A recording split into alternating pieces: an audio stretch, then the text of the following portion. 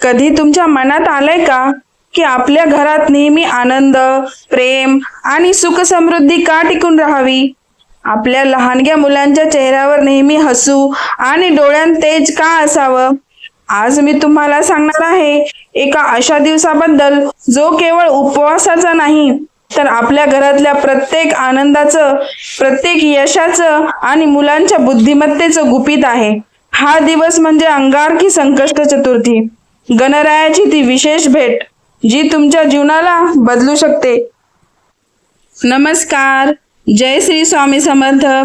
मी आजच्या व्हिडिओमध्ये अंगारकी चतुर्थीबद्दल संपूर्ण माहिती आणि काय उपाय करायचे ते सांगणार आहे. तर बऱ्याच जणांना अंगारकी चतुर्थीचा उपवास करायचा हे माहिती तर असतं, पण नियम कोणते पाळायचे, मुलांसाठी काय करायचं, तर ती संपूर्ण माहिती या व्हिडिओमध्ये आहे. तर तुम्ही सगळ्यांनी व्हिडिओ स्किप करू नका, संपूर्ण व्हिडिओ नक्की पहा.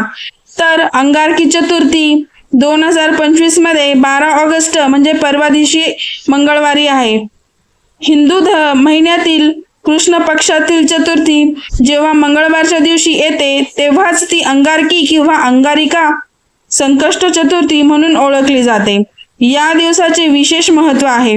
देव गणेश आणि मंगळ यांची संयुक्त कृपा मानली जाते. याचा परिणाम म्हणून भक्तांची बुद्धी वाढते, संकटे दूर होतात आणि मनोकामना पूर्ण होतात. तर हे पाहूया की पूजा कशी करायची आहे ते. सकाळी लवकर उठून स्नान करायचे. चतुर्थी तिथी चालू असतानाच उपवास सुरू करायचा आहे आणि उपवास पूर्ण दिवस ठेवायचा आहे. लाल किंवा पिवळे वस्त्र घालायचे. श्री गणेश मूर्तीलाही लाल किंवा पिवळे वस्त्र प्रिय आहे तर त्यांनाही तेच घालायचे. तर पूजेसाठी घी, दुर्वा, फळे, मोदक, आरती साहित्य यांचा समावेश करायचा आहे. तर बिनदायक कथा वाचा किंवा गणेश मंत्र 108 वेळा जपा किंवा जप करा. संध्याकाळी चंद्रदर्शन झाल्यावर चंद्रदेवाचे पूजन करा. उपवास चंद्रदर्शनानंतरच सोडायचा आहे. तर हे पाहूयात की या व्रताने काय लाभ भेटणार आहे ते किंवा काय लाभ भेटतो ते.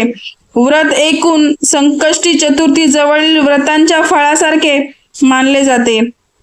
मंगळ दोष कमी होतात, बुद्धी वाढते, वाईट परिणाम दूर होतात, आर्थिक, कौटुंबिक, शिक्षणात्मक समस्या दूर होतात, मनोकामना पूर्ण होण्याची श्रद्धा भक्तांची आहे. तर लहान मुलांमध्ये बुद्धिमत्ता, घरात सुख समृद्धी वाढवण्यासाठी काय उपाय करायचे हे पाहूयात.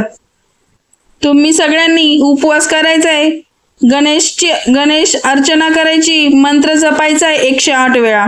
गणपती अथर्वशीर्षाचं वाचन करायचंय. लाल रंगाचे वस्त्र घालायचे. मोदक, दुर्वा, फळांचे नैवेद्य गणेशाला दाखवायचे. चंद्र दर्शन करून अर्घ्य द्यायचे. मुलांना गणेशाची छोटी कथा ऐकून गणेशाच्या गुणांची माहिती द्यायची. बुद्धी, साहस, प्रेम, बाधा दूर करणारा देव म्हणून गणपती बाप्पाची ख्याती आहे. तर लहान मुलांसाठी विशेष करून काय खास उपाय करायचे हे पाहूयात.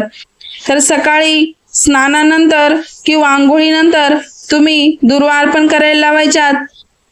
मुलांच्या हातून बाप्पाला कमीत कमी 21 दुर्वा अर्पण करायला लावा.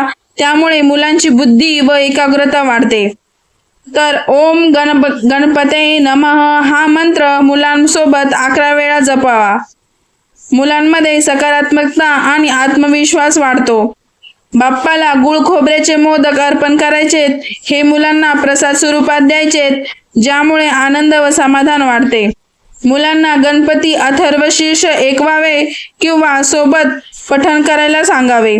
पौराणिक मान्यतेनुसार यामुळे बुद्धिमत्ता, स्मरणशक्ती आणि यश वाढते. मुलांना बाळ गणेशाच्या कथा सांगाव्यात. उदाहरणार्थ, गणेशाने कसे जगात प्रथम परिक्रमा केली, यातून नैतिक मूल्ये आणि जिज्ञासा वाढते.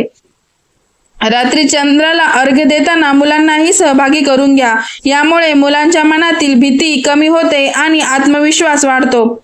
तर मंडळी, मुलांच्या उज्ज्वल भविष्यासाठी फक्त शिक्षणच नाही तर संस्कार, श्रद्धा आणि देवाची कृपादृष्टी सुद्धा तितकीच महत्वाची आहे. या अंगारकी संकष्ट चतुर्थीला हे छोटे छोटे उपाय करा आणि पहा तुमच्या लहानग्यांच्या जीवनात आनंद, यश आणि बुद्धिमत्तेचा प्रकाश कसा फुलून येतो ते. गणपती बाप्पा मोरया.